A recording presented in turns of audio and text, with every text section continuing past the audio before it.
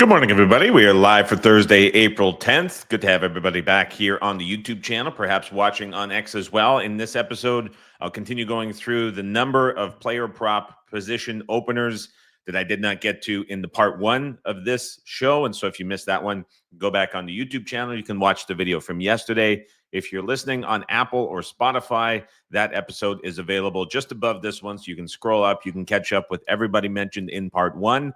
This will get through the entirety of everything that has been posted so far for player prop over unders. Tomorrow we'll go through the positional totals to wrap up the week, and then we'll revisit each of these topics next week as well. Same time as always, 8 a.m. Pacific, 11 a.m. Eastern, live on Spotify, live on X, and you can get it on the podcast feed on Apple and Spotify as well.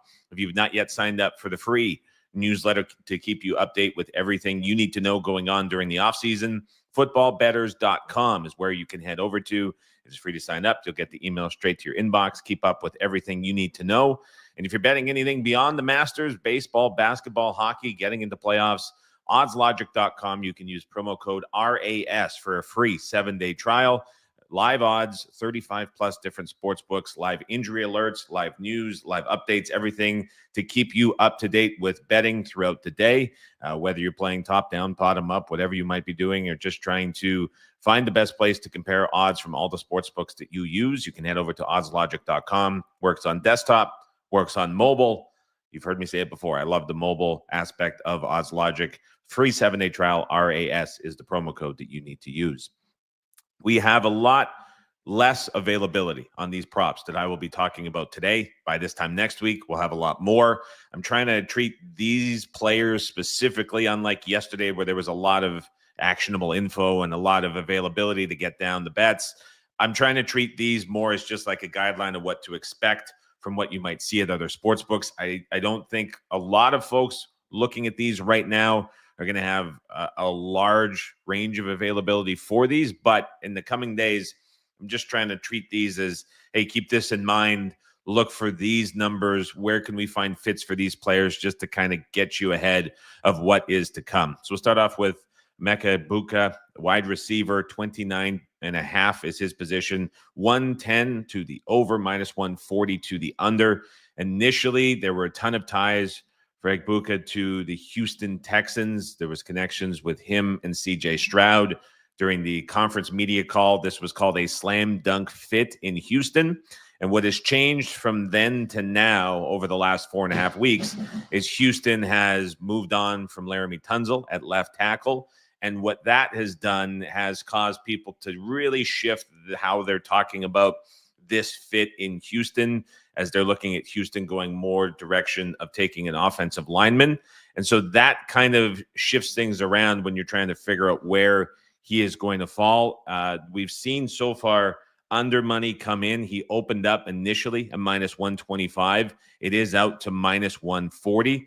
There's been in the last, I would say 24 to 46 hours, a real push for where wide receivers in general are being talked about. It wasn't initially a big hot topic in the depth of the wide receiver class and the top end talent of the wide receiver class. It was more viewed as a day 2 and day 3 class. And now these guys, either in round 1, like Ted McMillan or like Golden, and Egbuka's number 3, they're all of a sudden getting talked up a little bit more recently this week. And so I think that has sort of fueled a little bit of this initial move to the under 29.5 or sooner than 29.5.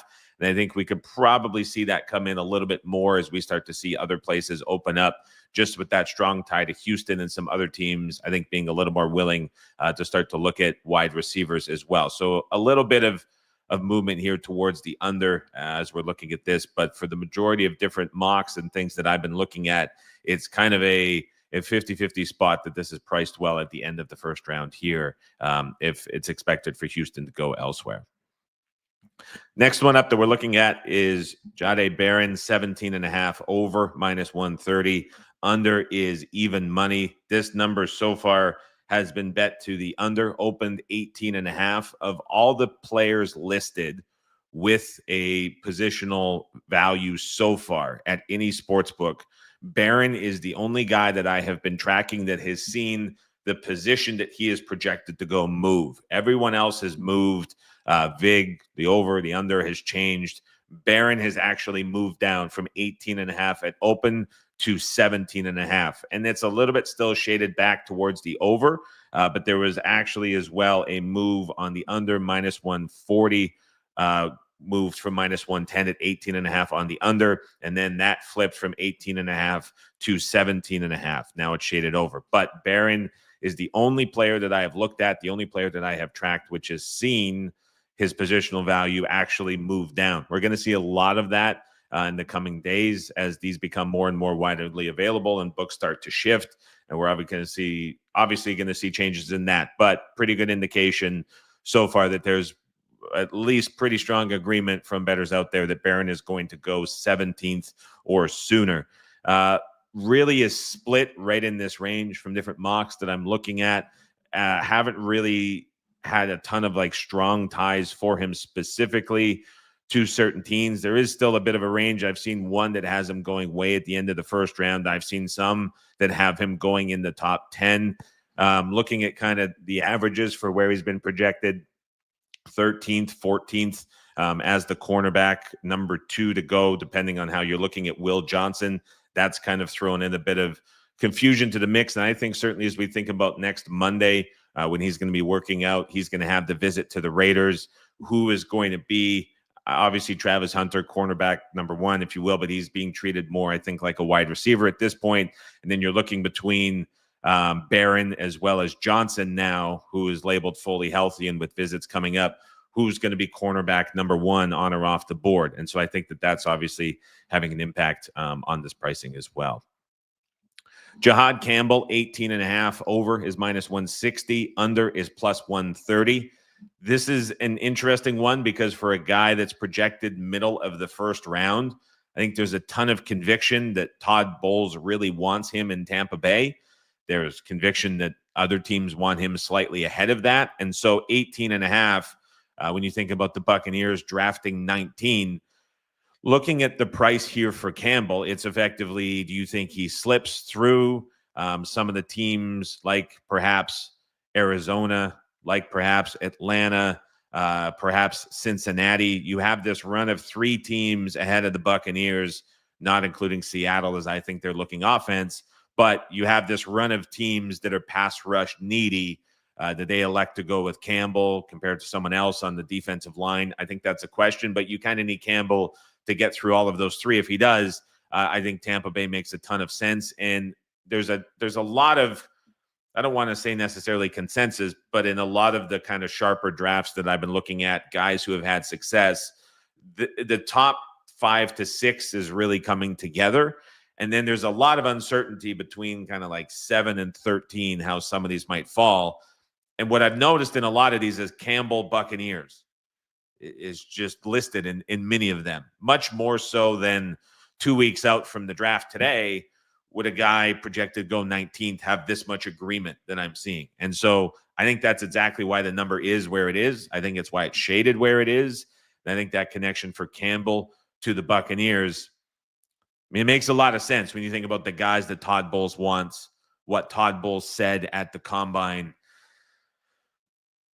It makes a lot of sense, but you need to kind of get through a number of teams just before Tampa Bay to get Campbell to end up with the Bucks. But that is exactly why we are looking at 18.5 with the over shaded to minus 160. It's basically Bucks or not here for Campbell. Next guy up is Malachi Starks, 23.5, minus 115 aside. I've seen very little about Starks. The latest that I've seen from him is that the Bills were interested, had him in for a visit, but the Bills have been pretty friendly, to put it lightly, so far with their visits. Lots of edge rushers, lots of cornerbacks, and Starks as a safety was brought in as well. There was a quote from late February from a very respected source that I think is 100% driving the influence on this price at 23.5 as the opener. And that quote was that Starks is more of a back half of the first round rather than a top half of the first round draft pick by all expectations. And so when you think about the back half of the first round, Starks is priced at exactly that expectation. Now you have a team like Minnesota at 24 right after, here at 23.5, which is looking and evaluating a lot of options in the secondary. So in terms of a lot of these teams where we're seeing kind of like the choice, a lot of these guys are being priced off of when there's one or two options before, but then you have like those obvious choices after. A team like Minnesota at 24 would make a lot of sense. And then you're looking down the board, a team like Buffalo at 30. The question is there going to be enough intrigue for a safety prior from safety needy teams at 23 or sooner? I think that might become a bit of a stretch to find, but I do think that this 23.5 is priced there entirely because of that quote, which was so prominent and stood out from the back end of February, which kind of would make a lot of sense, but that's why I think we're seeing this at 23.5. So as you look for more news and info on Starks in the coming days, I don't think that this is necessarily a price that is attached to a piece of info from a team specific. I think it's really attached to that quote more than anything. Matthew Golden, wide receiver, 17.5, over is minus 150. Under is plus 130. Golden opened at minus 150. The other way has been moving down. We've seen this price move towards the under so far, even though it still is shaded to the over. It hasn't moved the positional value, perhaps like we're seeing with Barron, but we have seen so far under money come in on Golden. That under money, my opinion, was fully driven by his ties to the Dallas Cowboys in some prominent mocks, but also in a lot of conversation that is picked up. The Cowboys drafting a wide receiver is becoming more and more of a common opinion every day that we go by.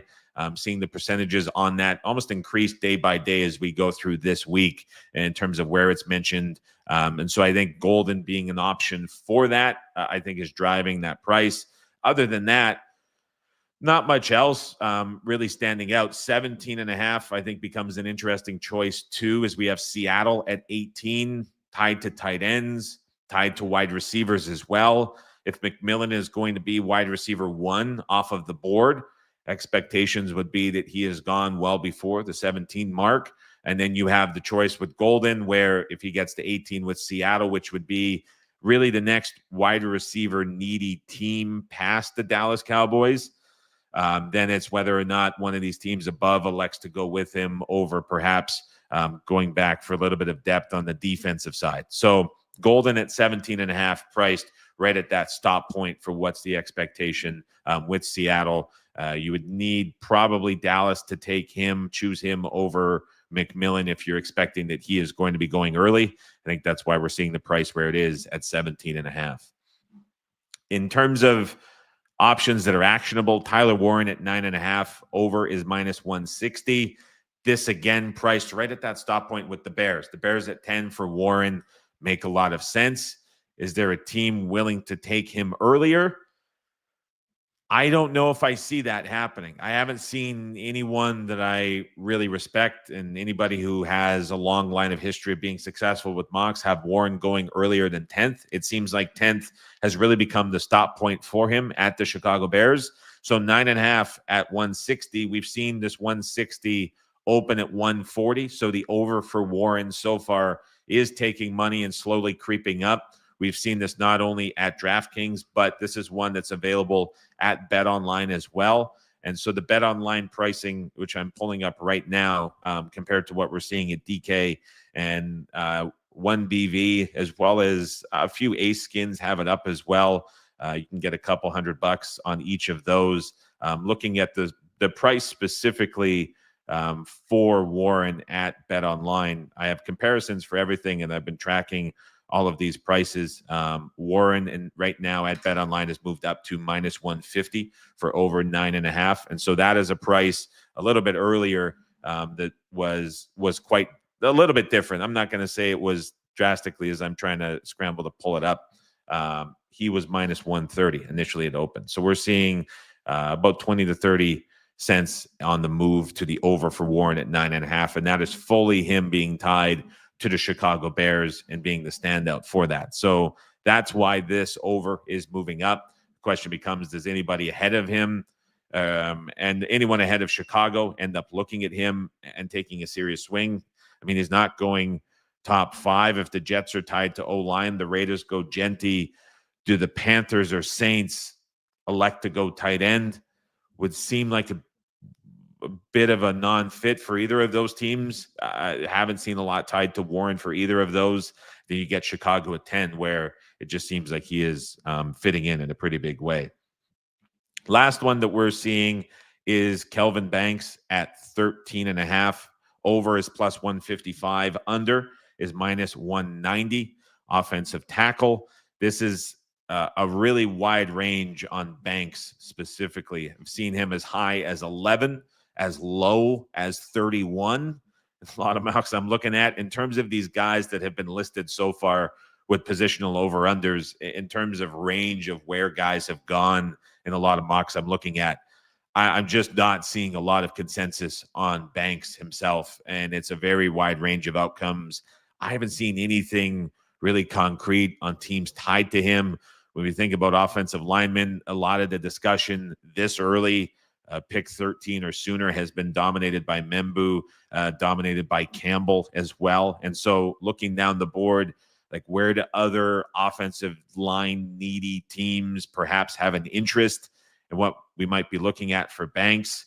Not seeing a ton of it this high up, this early in the draft as well. San Francisco would be one that jumps out. I think San Francisco has a pretty big range on where they could go for their picks.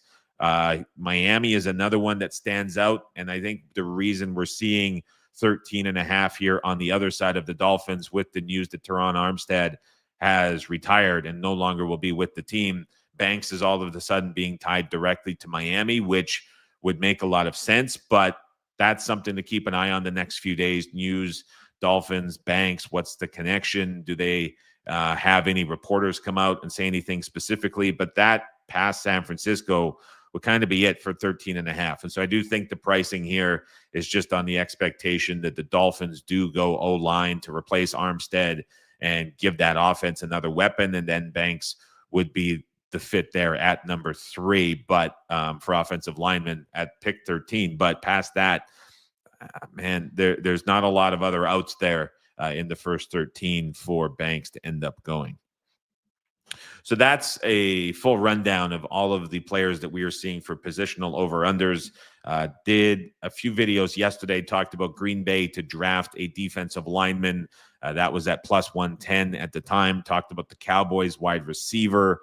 Also have Bills defensive line from the newsletter. Have Carolina and Atlanta going defensive line as well. Carolina leaning a little bit more towards linebacker in a lot of the mocks that I'm seeing. So that one's changing a little bit of direction as well. Don't know if that's necessarily going to hold on the D-line, but we're still seeing a lot of back and forth. Yesterday on the show, we were talking about Membu on that over, very expensive. But I still think there's, at that price, we're really seeing him tied to the Jets in a lot of ways. And I think that we're going to see Campbell end up going to the Patriots at number 4, which could change things around. So that was from yesterday's show, last night as well, in the updates. And then here, I'm hesitant to give anything here. You can maybe read between the lines on some of these, but I'm going to wait just before doing any videos on these guys specifically for a few more books to open these up, besides from some of the skins. Other than that, we won't see. Birdie, was there Hill news in the last 20 minutes that I didn't see while I was streaming? I know that he had the dispute and everything going on yesterday with the police, but if there was something in the last 20 minutes, do let me know in the chat. That would be interesting. The question from Birdie was, does the Hill news move the Dolphins maybe to wide receiver? And so the update on Tyreek Hill is there have been multiple TikTok, Instagram posts where he's suggesting that he may be moving on. Yesterday, there was, it didn't turn into being any crime reported. There was no case from it, but of course it picked up news. It was an alleged domestic issue. Nothing came from that, was no crime, but the police were called to his house. He's made headlines relative to the Dolphins for all the wrong reasons, all offseason. Still is with the team. They committed some extra money to him a while ago. I don't know how this is going to play out. If he ends up being moved before the draft, that would be significant news. I think in that case, absolutely, it would change things towards the wide receiver. But as it stands now, I think the Dolphins are in the trenches, one side or the other. I think the Armstead news probably has the biggest impact of any offseason player news so far, to the extent of how it might impact the draft, with them maybe leaning a little bit more O-line. But I think there's still trenches either way. At the moment, that could obviously change a lot in the next 2 weeks, the way that situation seems to have something pop up damn near every other day with how that offseason is going. Crunch Time Sports says the expectations for the Dolphins in the first round is either D-line or O-line. I would agree with that at the moment. I would say if he ends up leaving or gets traded or anything, then that makes it an interesting conversation. I think McDaniel and how much he loves and values speed. If he needs another wide receiver, he's probably going to be pretty intrigued by Golden and how fast he was running. I don't necessarily think Golden's speed combine numbers 4.3. Everything that I've been reading doesn't necessarily imply that he plays that fast on the field. That's more of a scout's role than anything that I could comment on visually, but that's what I've heard from people who are well-respected scouts. So maybe it's not quite the slam dunk fit for McDaniel that other guys have been speed-wise, but that's certainly becomes an interesting thought if they all of a sudden need to replace wide receiver one. But as it stands now, again, I think it's more trenches than anything. Before you head out, footballbettors.com, free email newsletter to keep you up to date with everything going on in the offseason. Free to sign up, free to follow. And then if you want a free 7-day trial, oddslogic.com with promo code RAS. I've yet to hear somebody sign up for it and send any negative feedback about it. A lot of positive. I think it's a great product that everybody enjoys, and the feedback from it certainly stands by that. All right, that'll do it for me today. Enjoy Masters Thursday. We'll be back with each and every one of you at the same time tomorrow morning, 8 a.m. Pacific, 11 a.m. Eastern, to talk about all the positional totals for round one in the NFL draft.